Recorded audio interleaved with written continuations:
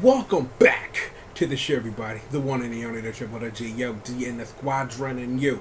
Yes, you. You're live right here with us, right here on Team GRF TV, baby. Yo, and AEW Dynamite, baby. Yeah, we got to get to that first episode of AEW Dynamite indeed.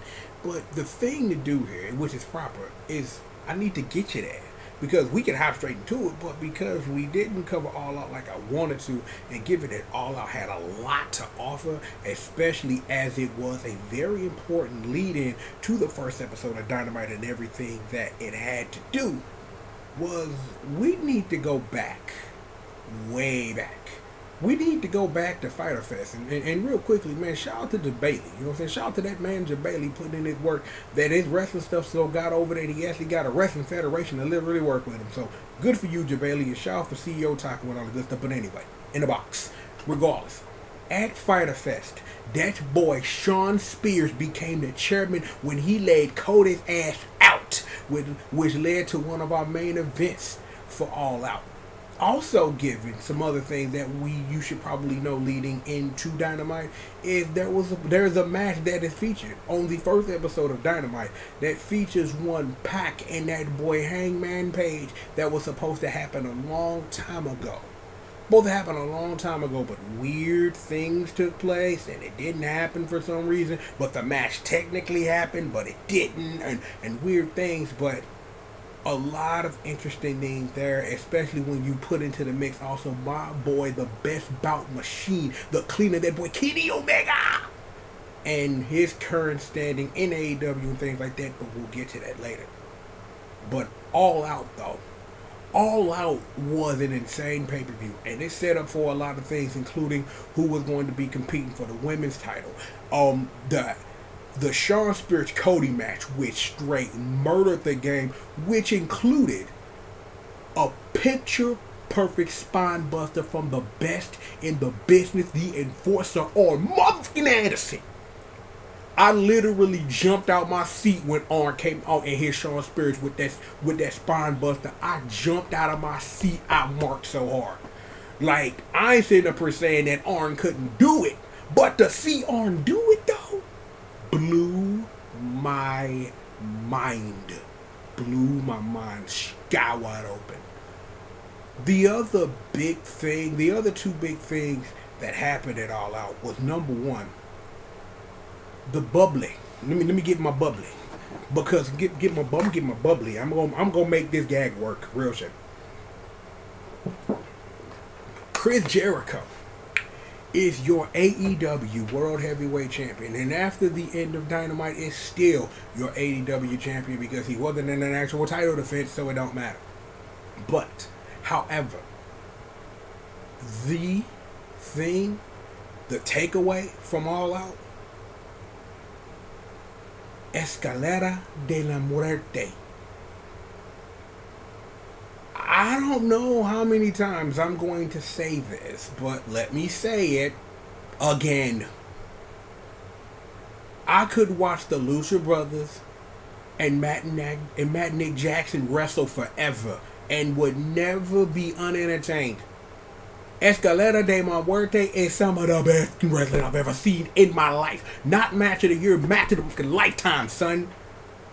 Every time the Young Bucks and the Lucha Brothers get in the ring, it's something brand new to see, and it was amazing to watch that match. And I wish I would have got an opportunity to really talk about that, but that probably would have been all I would have said. Watch the damn match. If you ain't watched Escalera de la Muerte, you need to watch that ASAP. Real rap. You need to watch that ASAP.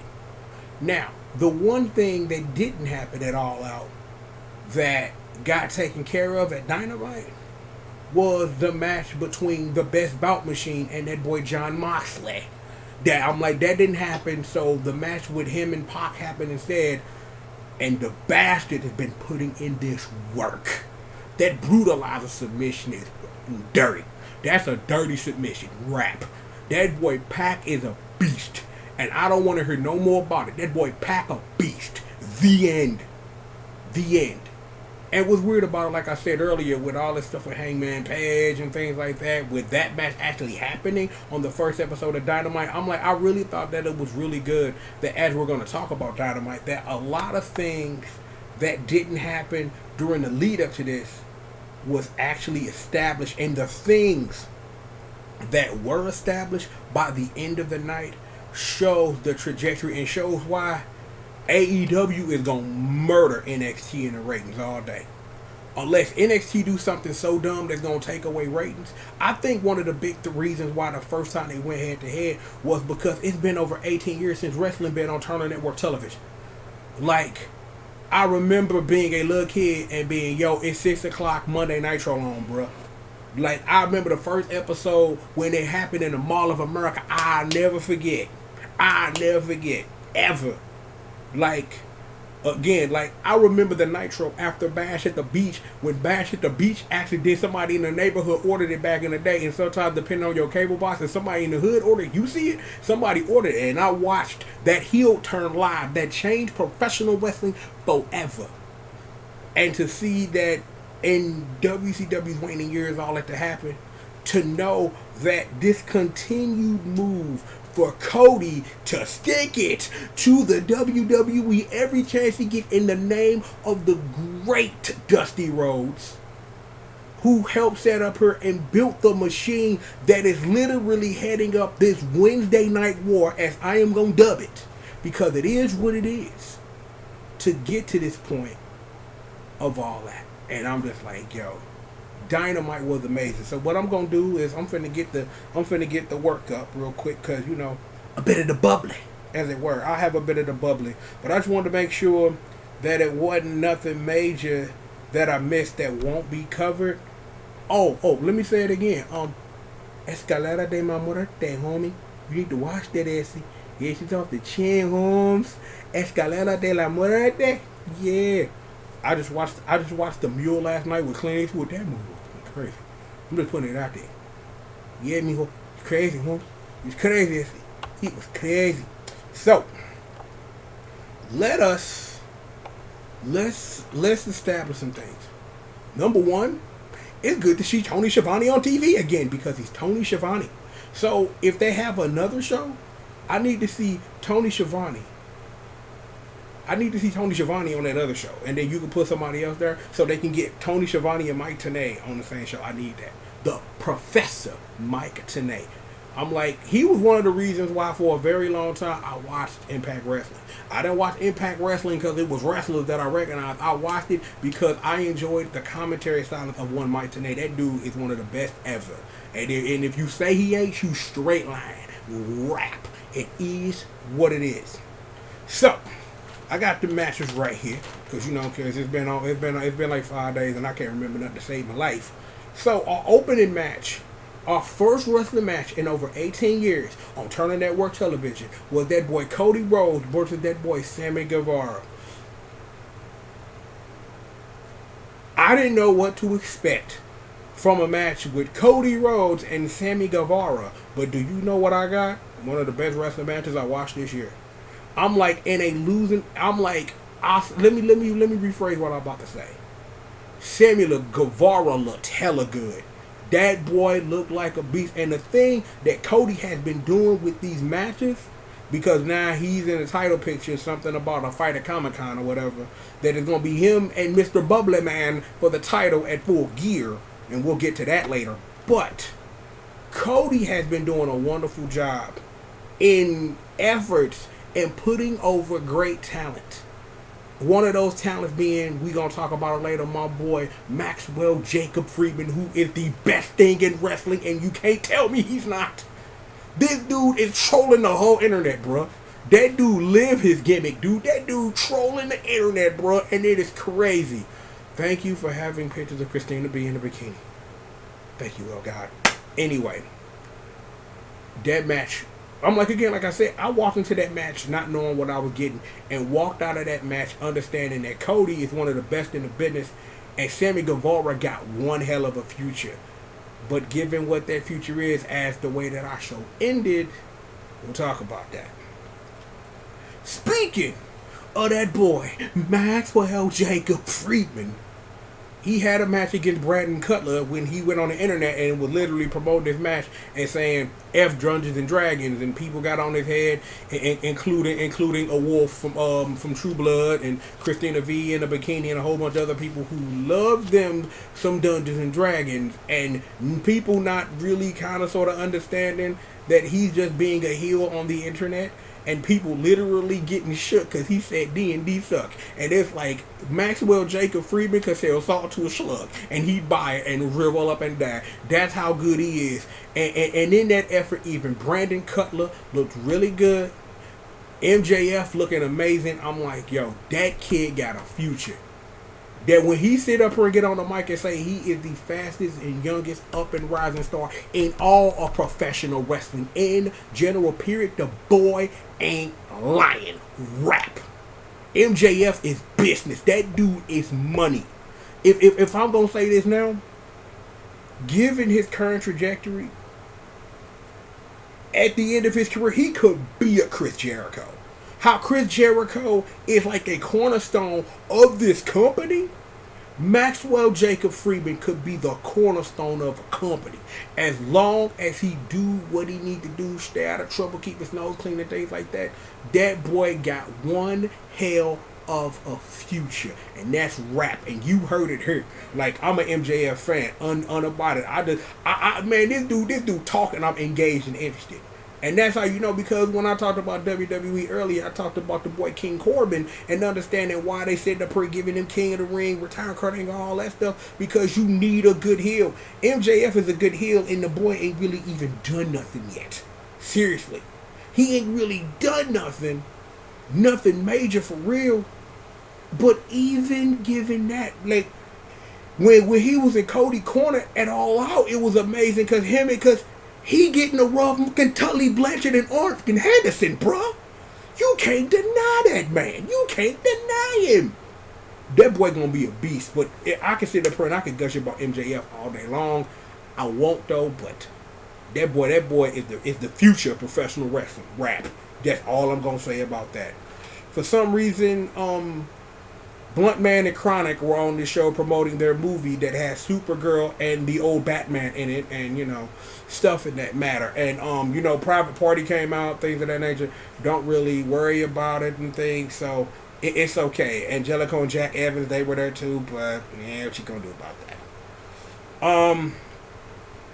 We got a tag tournament starting next week on Dynamite. You know what I'm saying? There's gonna be all that stuff. The boys SCU cut a dumb promo with Scorpio Sky's Obama. That shit was that was dumb. Scorpio Sky doing the Obama. That was dumb. I can't even lie. That was sick. That was straight sickness. I'm like, I appreciate SCU, and not a lot of people do, but I've been a fan of Kazarian and Daniels forever. So it's like anything they do is nothing. It's like having them be like my intro to Scorpio Sky, whatever. And it's like, yo, the three of them is SCU, man. They putting in work. And the Lucha Brothers came out, Seattle, and then it was a fight. You know what I'm saying? And then more people came out, and the security broke it up.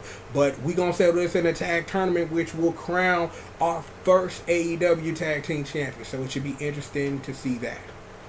The bastard, as Tony Schiavone says it, the bastard Pac has another victim. That boy Hangman Adam Page. But understanding and knowing that Hangman Adam Page may have not been in that Casino Battle Royal if he would have fought Pac, because he wouldn't have been in the match, because you'd have been prepared for one, for you to be in the match with Chris Jericho, who no matter who was going to be in the match with, he was going to win the title anyway. Because again, let me just talk about Chris Jericho before I talk about Chris Jericho. Chris Jericho has been literally right every time he's opened his mouth about why he's done what he's done and why he's in the position that he's in AEW. He said it, and I'll just repeat what he said. When people hear the name Chris Jericho, especially people from the throwback, are like, Chris Jericho doing something? And I really think that dude is literally getting eyes on AEW. Just on name recognition. On name recognition alone. People tuning in because Chris Jericho in AEW. And I can't even deny the man at all, and I won't. I'm going to say this, though. That Pac Hangman match was dope. I'm like, yo, but when you get somebody like Pac who are beasting, and Hangman Adam Page who is rising, who is one day going to be the face of this company. Because it's like, again, they hope, I'm like, honestly, let's be for real. One of the things ultimately is going to be within the next 3 years.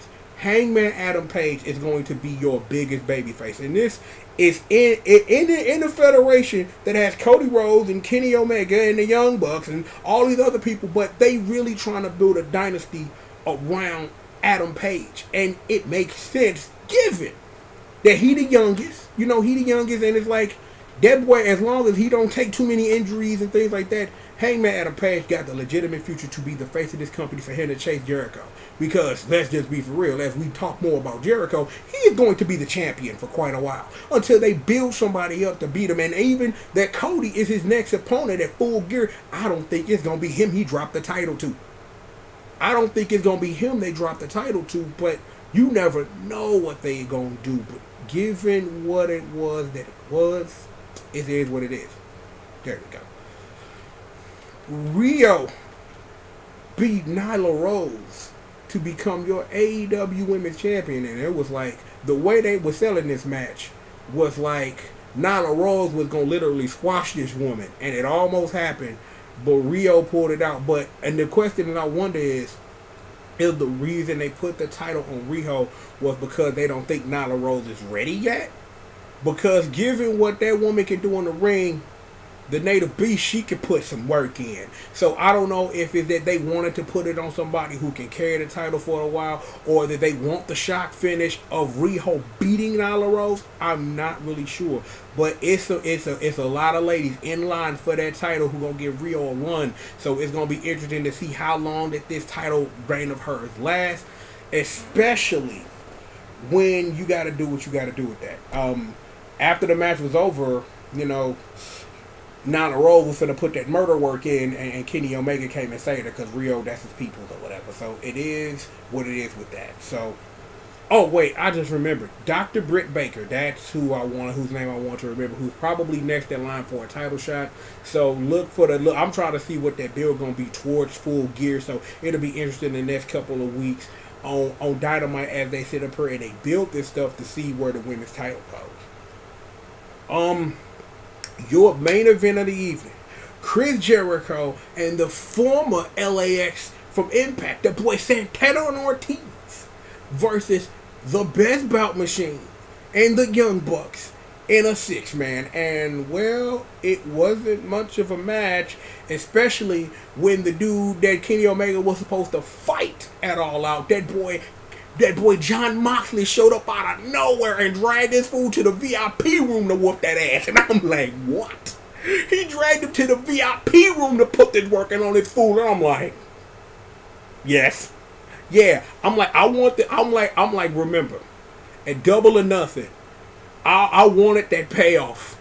I wanted that payoff after Mox showed up to put the work in. I wanted that payoff bad. And I was kind of pissed that we didn't get it at All Out. But I think my understanding they booking it for Full Gear. So I'm interested to see what that is.